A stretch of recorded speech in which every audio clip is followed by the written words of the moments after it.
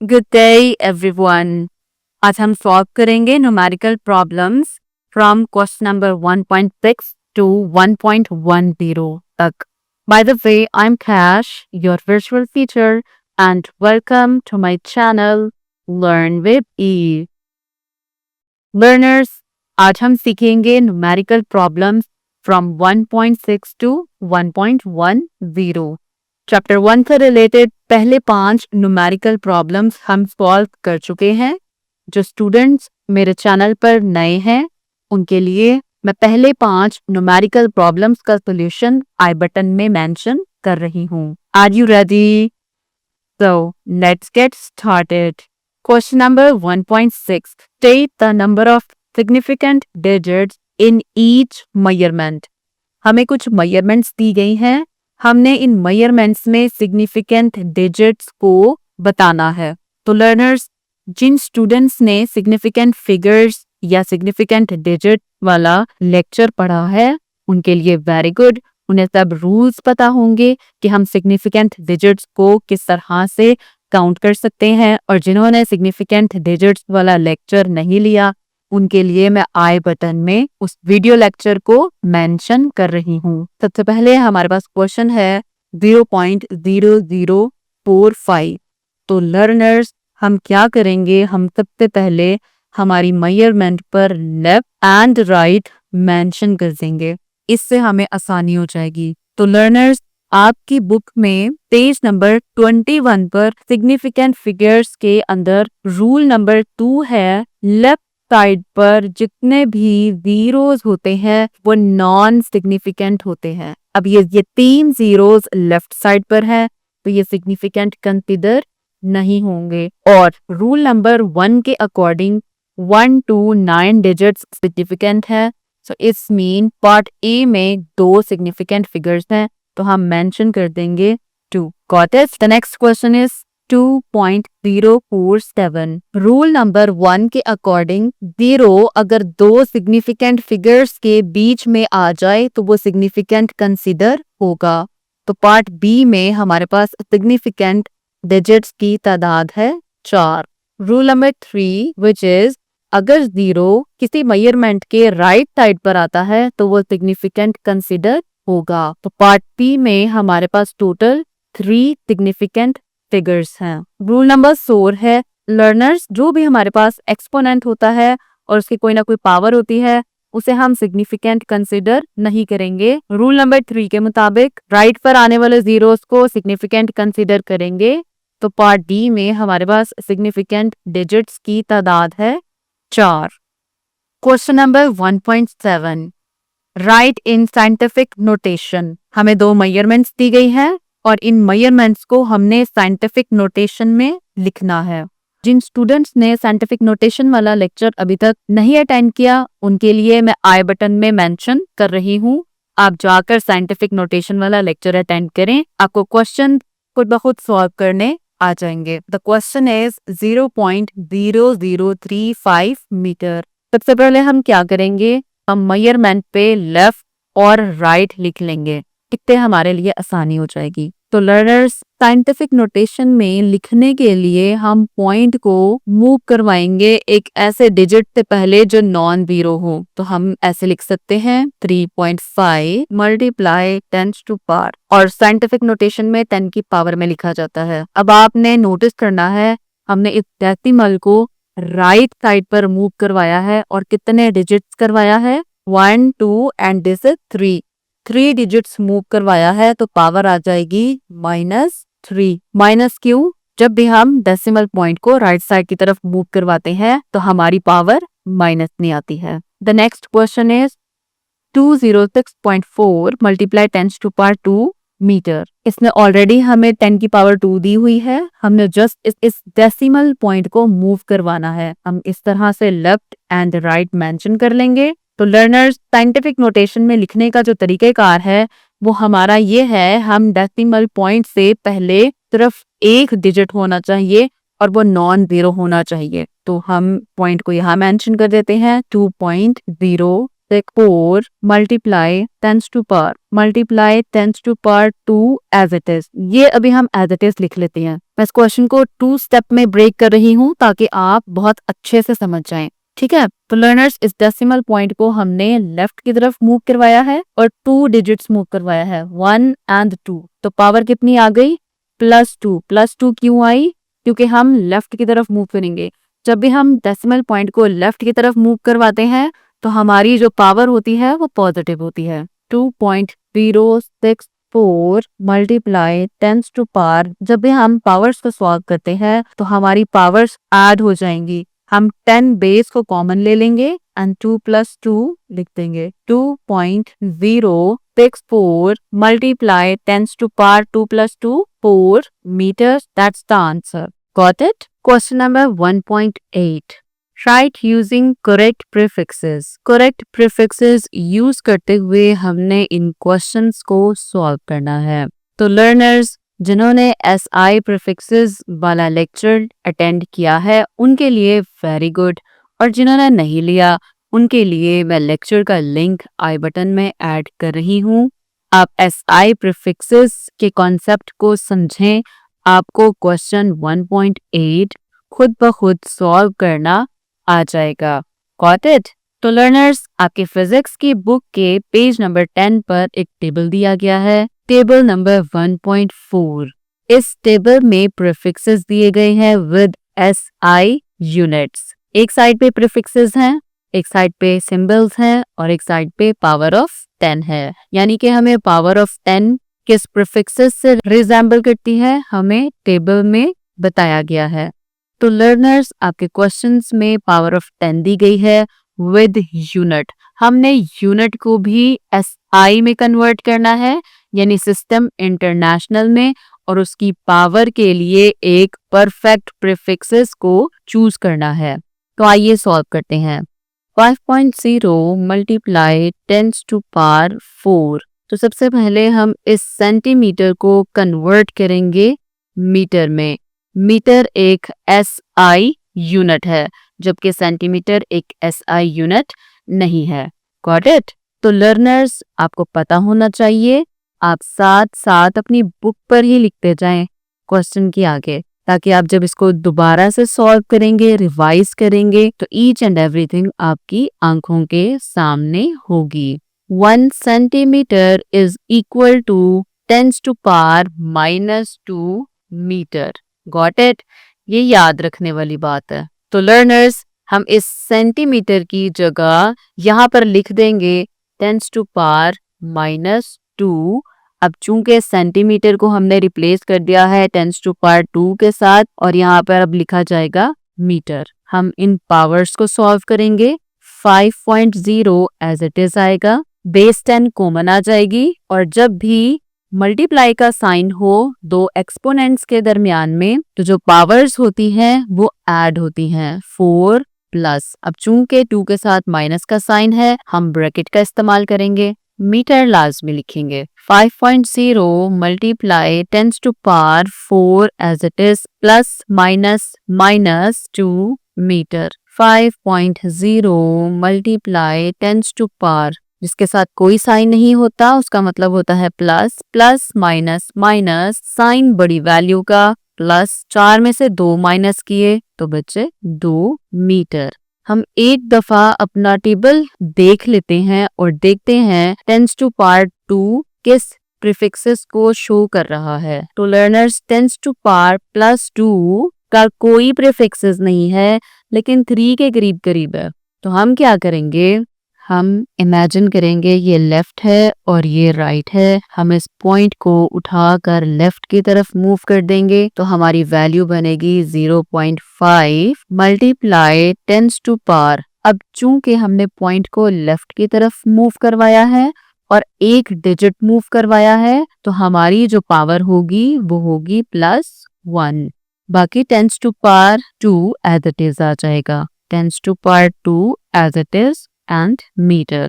0.5 multiply base 10 हो गई common और पावर्स क्या हो जाएंगी ऐड, 1 + 2 3 मीटर। तो बन गई हमारी पावर 10 टू पावर 3। तो हम लर्नर्स इस 10 टू पावर 3 को k के साथ रिप्लेस कर देंगे। कह सकते हैं ना हम k इज इक्वल टू यानी kilo is equal to k is equal to 10 to power 3। तो हम इस 10 टू पावर 3 की जगह k लिख देंगे। 0.5 इस 10 टू पावर 3 की जगह हम लिख देंगे किलो और मीटर एज इट इज आ जाएगा। यही हमारा आंसर है। Got it? इजी था ना?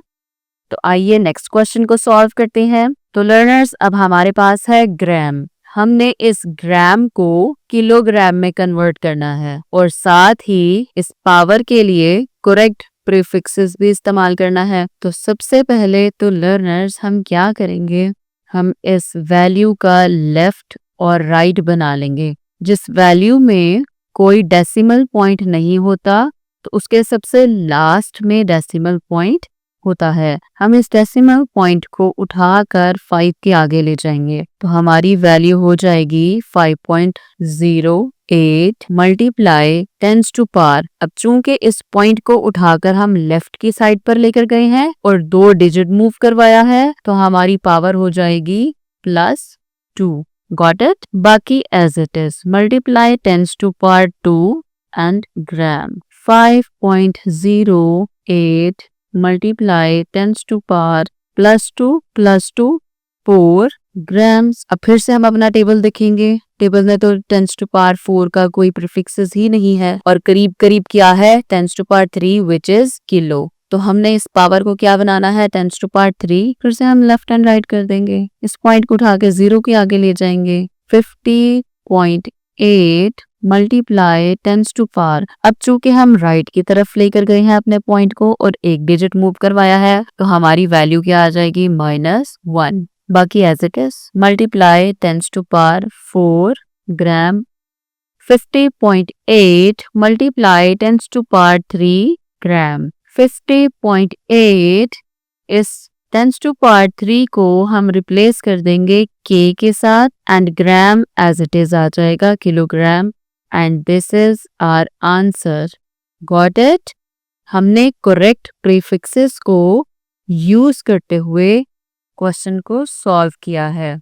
The last part is part C which is 45 multiply 10 to power -4 second. अब ऑलरेडी यहाँ पे जो हमारी पावर है ये माइनस में है तो हम इस -4 को देखते हैं हमारे पास कौन सी वैल्यू है जो -4 के करीब करीब है which is milli 10 to power -3। तो हम क्या करेंगे इस वैल्यू का लेफ्ट एंड राइट बना लेंगे। जहां पे कोई डेसिमल पॉइंट नहीं होता उस वैल्यू के बिल्कुल लास्ट में डेसिमल पॉइंट होता है तो हम क्या करेंगे, हम इस डेसिमल पॉइंट को 4 के आगे प्लेस कर देंगे तो हमारी वैल्यू हो जाएगी 4.5 मल्टीप्लाई 10 टू पावर +1। +1 क्यों? क्योंकि हमने डेसिमल पॉइंट को लेफ्ट की तरफ मूव किया है और 1 डिजिट मूव किया है तो पावर आएगी +1। बाकी as it is multiply 10 to power -4 seconds.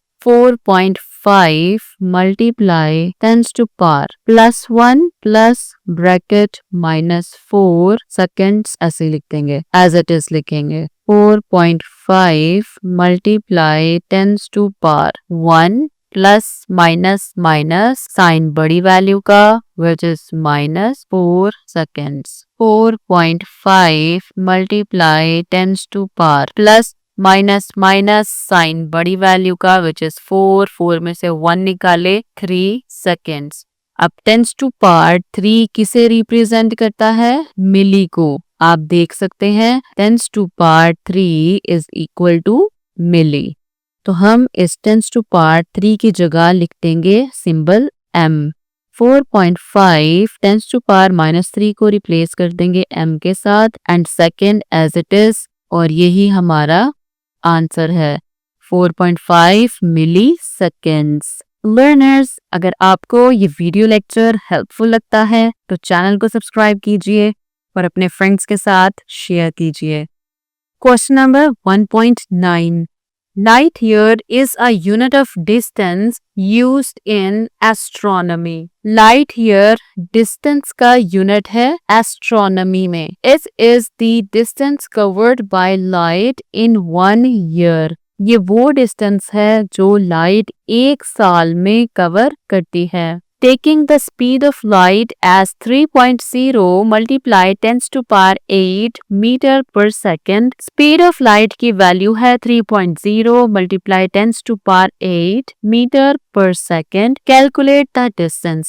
हमने कैलकुलेट करना है टोटल डिस्टेंस. तो स्टूडेंट्स, क्वेश्चन को सॉल्व करने के लिए हम सबसे पहले लिखेंगे गिवन डाटा. हमें क्या क्या चीजें गिवन है. तो सबसे पहले हमें स्पीड ऑफ लाइट दी गई है. स्पीड ऑफ लाइट को हम मेंशन करेंगे c से और which is 3.0 multiply 10 to power 8 metre पर सेकेंड.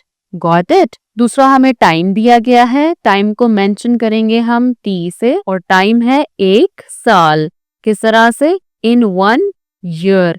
जो ये 1 ईयर लिखा गया है यही हमारा टाइम है. तो हम क्या करेंगे, हम हेडिंग देंगे कैलकुलेशंस की और अपना क्वेश्चन सॉल्व करते चले जाएंगे. Got it. तो लर्नर्स, सबसे पहले हम फॉर्मूला लिखेंगे. स्पीड ऑफ लाइट हमें गिवन है मीटर पर सेकंड में, तो हम टाइम भी कैलकुलेट करेंगे सेकंड्स में. हम लिखेंगे time is equal to T is equal to. तो लर्नर्स, एक साल में होते हैं 365 दिन, 365 डेज. Got it. एक दिन में होते हैं 24 घंटे, 24 आवर्स. एक घंटे में होते हैं 60 मिनट, 60 मिनट्स. और एक मिनट में होते हैं 60 सेकेंड्स. इन सब वैल्यूज को हम मल्टीप्लाई करेंगे तो हमारे पास आंसर आएगा 3153600 सेकेंड्स. तो एक साल में इतने सेकेंड्स होते हैं. तो लर्नर्स, अब हम लगाएंगे फॉर्मूला. फॉर्मूला की हेडिंग देंगे. तो लर्नर्स, हमने क्या फाइंड आउट करना है? हमने फाइंड आउट करना है डिस्टेंस. तो हमारे पास फॉर्मूला है जी, speed is equal to distance over time. इस फॉर्मूले को हम रीअरेंज करेंगे. तो रीअरेंज करने से ये कुछ ऐसे बन जाएगा. Distance is equal to speed into time. हमारे पास स्पीड की भी वैल्यू है, हमारे पास टाइम की भी वैल्यू है. हम इन वैल्यूज को फॉर्मूला में ऐड करेंगे. हम लिखेंगे by putting the values into the formula. Speed की हमारे पास क्या वैल्यू है? 3.0 मल्टीप्लाई 10 to power 8 मीटर पर सेकेंड मल्टीप्लाइड बाय टाइम की क्या वैल्यू आई थी? 3153600 सेकेंड्स. तो लर्नर्स, जहां पे भी पावर आ जाती है ना, तो हम कोशिश करते हैं हमारी जो नेक्स्ट वैल्यू है वो भी पावर में आए. क्योंकि जब आप इतनी बड़ी बड़ी वैल्यूज को कैलकुलेटर पे सॉल्व करने की कोशिश करते हैं ना, तो आपका जो कैलकुलेटर होता है वो बाज़ औक़ात आपको एरर दे देता है. तो हम इन वैल्यूज को बिना कैलकुलेटर के सॉल्व करेंगे. 3.0 मल्टीप्लाई 10 to power 8 मीटर पर सेकेंड एज इट इज आ जाएगा. कलर चेंज कर लेते हैं ताकि आपको समझने में आसानी हो. हम इस वैल्यू को भी पावर में लेकर आने लगे हैं.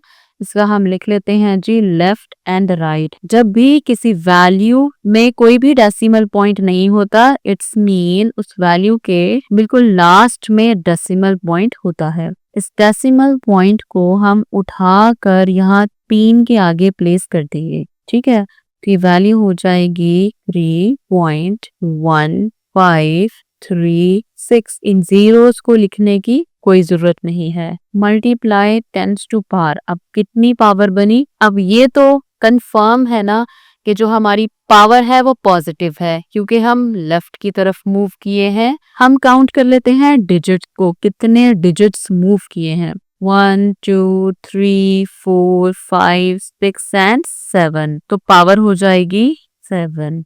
हम इस वैल्यू को 3.0 को 3.1536 के साथ मल्टीप्लाई करेंगे तो आंसर आएगा 9.46 multiply 10 to power as it is 8 multiply 10 to power 7 as it is. Learners, ये सेकेंड इस पर सेकेंड से कैंसिल हो गया और यहाँ पर मीटर आ जाएगा. 9.46 मल्टीप्लाई 10 कॉमन ले लिया हमने क्योंकि ये बेस है. पावर्स ऐड हो जाएंगी. 8 + 7 15 metre.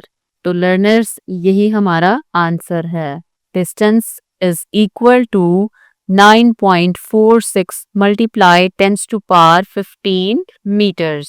Last question 1.10 express the density of mercury given as 13.6 gram per cubic in kilogram per meter cube. Basically ये एक कन्वर्जन है जिसमें हमने डेंसिटी के यूनिट को कन्वर्ट करना है. हमने कन्वर्ट करना है ग्राम पर सेंटीमीटर क्यूब से केजी पर मीटर क्यूब में. Got it? सबसे पहले हम लिखेंगे गिवन. हमें क्या दिया गया है? हमें सिर्फ और सिर्फ डेंसिटी दी गई है मरकरी की और उसको हम जाहिर करेंगे डी से. Density is equal to 13.6 gram per centimeter cube. Got it? अच्छा जी. Learners, आपने सॉल्यूशन की हेडिंग देनी है. आपने एक बात याद रखनी है.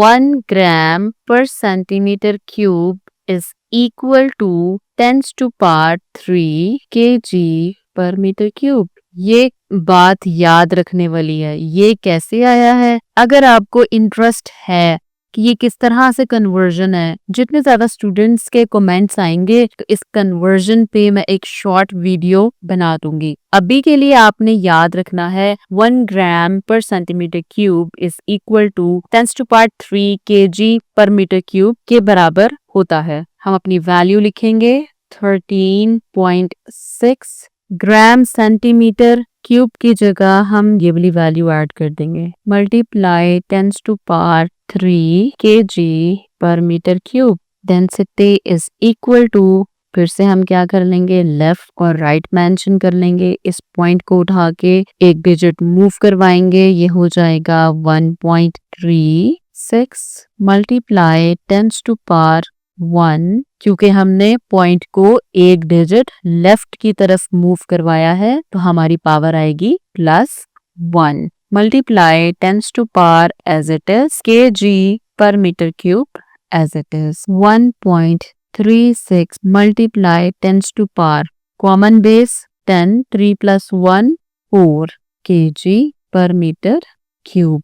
ये हमारा है आंसर. बहुत इजी था ना? बस आपने ये बात याद रखनी है 1 ग्राम पर centimetre cube is equal to 10 to power 3 kg पर मीटर क्यूब के बराबर होता है. आप ये याद रखेंगे तो आप इजीली 2 to 3 स्टेप्स में इस क्वेश्चन को सॉल्व कर लेंगे. तो लर्नर्स, क्वेश्चन नंबर 1.10 भी इम्पोर्टेंट है. आप इसके ऊपर इम्पोर्टेंट मेंशन कर लें. इस तरह के न्यूमेरिकल्स पेपर में लाजमी तौर पर पूछे जाते हैं. लर्नर्स, इन न्यूमेरिकल्स को मैंने पीडीएफ फॉर्म में कन्वर्ट कर दिया है आपके लिए. उस पीडीएफ फाइल का लिंक डिस्क्रिप्शन में मौजूद है. जिस तरह से हमने वीडियो में स्टेप बाय स्टेप क्वेश्चंस को सॉल्व किया है, same as it is numericals PDF form में मौजूद है. ये आप लोगों के लिए एक तोहफा है ताकि जो मेरे स्टूडेंट्स हैं उन्हें बार बार वीडियो देखनी ना पड़े. वो सिर्फ और सिर्फ वीडियो को देखें और समझें. नोट्स आप डाउनलोड कर लें. Got it? So good luck everyone.